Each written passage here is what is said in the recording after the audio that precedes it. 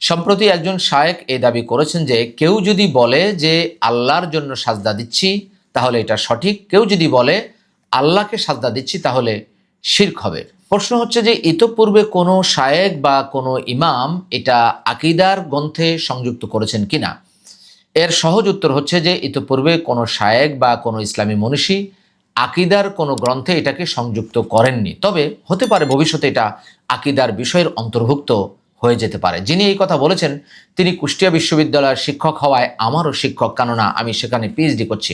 তিনি যে কথা বোঝাতে চেয়েছেন সেটা অনেকেই খেয়াল করেননি, সেটা হচ্ছে যে আল্লাহকে সাজদা দিতে হলে আল্লাহর সামনে থাকা লাগে বা আল্লাহ আমাদের সাথে বা কাছে থাকা লাগে, আর আল্লাহর জন্য সাজদা দিতে হলে আল্লাহ দূরে থাকলেও কোনো সমস্যা হয় না। যেভাবে আমরা বলি যে আমরা আল্লাহকে ডাকি, ওয়াইদা সাআলাকা ইবাদি আন্নি ফাইন্নী করিব উজিবু দাওয়াতাদ দাঈ ইযা দাআন। 2 নম্বর সূরা সূরা আল বাকারা 186 নম্বর আয়াতে এসেছে যে যখন বান্দা আমার সম্পর্কে প্রশ্ন করে তখন বলো আল্লাহ তো নিকটেই, যখন বান্দা আমাকে ডাকে আমি তার ডাকে সাড়া দিয়ে থাকি, অর্থাৎ আমরা আল্লাহকে ডেকে থাকি। অন্য আয়াতে এসেছে উদউনি আস্তাজিব লাকুম, আমাকে ডাকো আমি তোমাদের ডাকে সাড়া দেব, 40 নম্বর সূরা 60 নম্বর আয়াত। এ থেকে প্রমাণিত হয় যে আল্লাহকে আমরা ডাকি, এই কথার মধ্যে কোনো শিরক নেই বা এটাই সঠিক কথা। কিন্তু আল্লাহর জন্য সাজদা কোরআনে যত জায়গায় এসেছে সব জায়গায় আল্লাহর জন্য সাজদা এই কথাটি এসেছে। এখন প্রশ্ন হচ্ছে যে কেউ যদি বলে যে আল্লাহকে সাজদা করছি তাহলে শিরক হবে কিনা।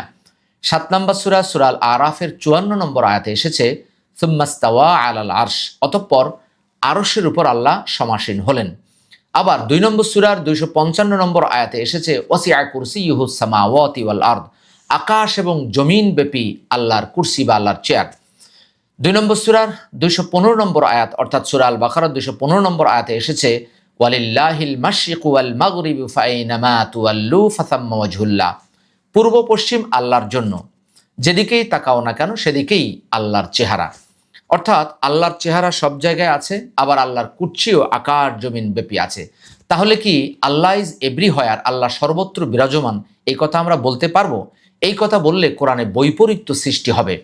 কেননা আল্লাহ তাআলা 4 নম্বর সূরার 82 নম্বর আয়াতে বলেছেন লাওয়াজাদু ফীহি ইখতিলাফান কাসীরা, যদি আল্লাহ ছাড়া অন্যের কাছ থেকে এই কোরআন আসতো তার মধ্যে অনেক বৈপরীত্য তোমরা দেখতে পেতে।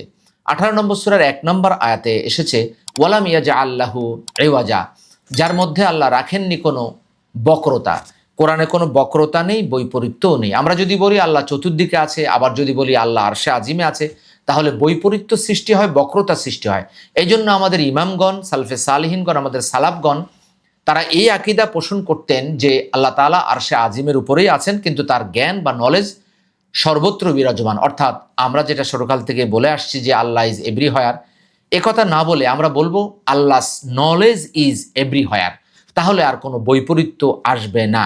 যারা এই আকীদা বিশ্বাস করে যে আল্লাহ সর্বত্র বিরাজমান, তাদেরকে অবশ্যই এটা খোলাসা করতে হবে যে আল্লাহকে সাজদা দিচ্ছি তার অর্থ কী। সে যদি নিয়তগতভাবে এটা নিয়ত করে যে আল্লাহকে সাজদা দিচ্ছি, এর অর্থ হচ্ছে আল্লাহর জন্য সাজদা দিচ্ছি, আল্লাহ আরশে আজিমের উপরে আছেন, কিন্তু জ্ঞানগতভাবে আমরা যখন সালাত আদায় করি আমাদের সামনেই তিনি থাকেন।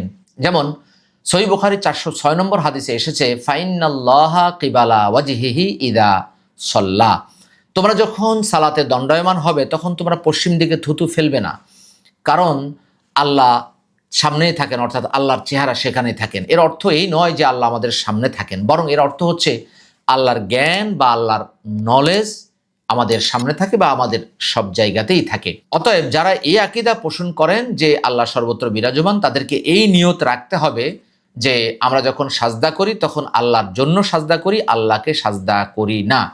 কেননা ইন্নামাল আমালু বিন্নিয়াত, সহিহ বুখারী 1 নম্বর হাদিস। এছাড়া 2 নম্বর সূরা 225 নম্বর আয়াতে আল্লাহ তাআলা নিয়তের ব্যাপারে বলেছেন যে তোমরা সাধারণভাবে যে কসম করো তার জন্য আল্লাহ পাকড়াও করবেন না, দৃঢ়তার সাথে যেটা করো এটার জন্য আল্লাহ পাকড়াও করবেন। অতএব আপনাকে আমাকে এই জিনিসটা খোলাসা করতে হবে যে আমি আল্লাহর জন্য সাজদা দিচ্ছি, আল্লাহকে, অর্থাৎ আল্লাহ আমার সামনে আছেন তাই আল্লাহকে সাজদা দিচ্ছি, এই আশা বা এই ইচ্ছা বা এই আকীদা যেন আমাদের ভিতরে না থাকে, তাহলে কখনোই শিরক হবে না। আশা করি বিষয়টি অনুধাবন করতে পেরেছেন। আল্লাহ তাআলা আপনাকে আমাকে আমাদের প্রত্যেককে কোরআন অনুযায়ী বোঝার, সে অনুযায়ী আমল করার, সে অনুযায়ী প্রচার প্রসার করার তৌফিক দান করুন।